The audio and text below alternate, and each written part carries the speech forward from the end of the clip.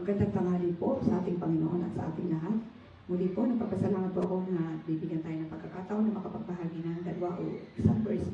Maiksi lang po ito para sa nourishment at pagkain ng ating kaluluwa at espiritu habang kumakain tayo ng physical na pagkain. So ang ating pong ibabahagi ay Ephesians 4:3, kung saan ito ay pwede natin gamitin sa pananalangin sa ating pamilya, pwede din po sa ating congregation, as a church at sa government, at ito po ay hindi nalilimit sapagkat ito po ay salita ng Diyos. Ano po bang salita ng Diyos? Ito ay sinulat sa pamagitan ng kapangyarihan ng Diyos at ito ay mapapakinabangan. Ito po ay may profit. Ito po ay may tubo. Ito po ay may kita sa pagtuturo ng katotohanan. Katotohanan po at pagsasaway.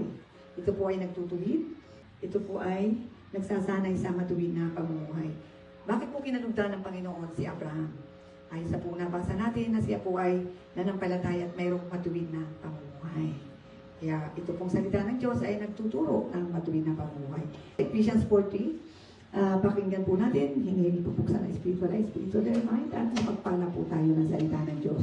Sa Ephesians 4:3 po, pagsikapan ninyo, mapanatili ang pagkakaisa ninyo mula sa espiritu sa pamamagitan ng mapayapa ninyong pagsasamahan. Sapagkat isang espiritu at isa rin ang pag-asa na ibinigay sa atin nang tawagin tayo ng Diyos. Bago po tayo magtapos, pray po natin ang bawat pamilya na nakikinig at hindi nakikinig. Father God, in the name of the Lord Jesus, we declare and we decree in the name of Jesus na ang bawat pamilya sa sangkatauhan sa Pilipinas o hindi po limitado ang salita ng Diyos sa bawat pamilya na meron sa ating bansang Pilipinas, ipinapanalangin po natin na tumagos ang panalangin sa pamagitan ng sacrificial death of the Lord Jesus, the cross of Calvary.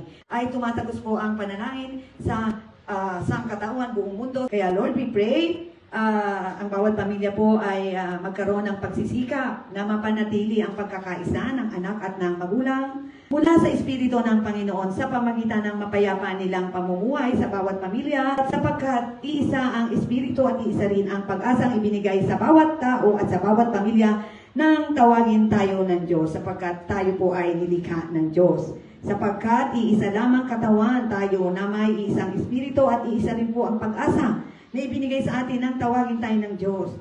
Kaya patuloy namin pinapanalangin ang bawat pamilya na nakikinig o hindi nakikinig na pagsikapang mapanatili ang pagkikaisa mula sa Espiritu Santo sa pamagitan ng mapayapa ninyo nating pamumuhay sapagkat isa ang Espiritu at isa rin ang pag-asa na ibinigay sa atin nang tawagin tayo ng Diyos. At sabi po sa Colossians 3:14, higit sa lahat, pairalin natin ang pag-ibig na nagdudulot ng tunay na pagkakaisa. So, panalangin ko po, pairalin po natin ang pag-ibig na nagdudulot sa tunay na pagkakaisa sa bawat magulang, sa bawat anak, at sa bawat pamilya na nakikinig. So, sa higit sa lahat, dalangin ko po na pairalin na ng bawat pamilya ang pag-ibig ng anak sa magulang at magulang sa anak, at ito ang tunay na pag-iisa. Ang pag-ibig na nagdudulot ng tunay na pagkakaisa sa bawat pamilya, sa magkakapatid, sa ama, sa anak, sa mag-asawa. Ito po ang aking samot dalangin sa pangalan ni Jesus. We declare in the name of Jesus and we seal it with the blood of Jesus. Any hadlang ng kalaban, we command come all out. In Jesus' name, ito man ay hadlang sa bawat puso isip ng itinapanalangin ko. We command all the hadlang and obstacle hinder. We command to come all out in the name of Jesus Christ. Kasi minsan po, ang mga hadlang ay nasa sariling espiritu po because of the demon na nakakapasok. Kaya we cast all out every demon na nagnanahan sa bawat puso, isip na ipinapanalangin po natin. So, tandaan po natin, pinanganak ang Panginoon para sa ating kapatawaran sa kasalanan. Maraming salamat po at may kasunod pa po tayong video. In Jesus Christ's name, Amen.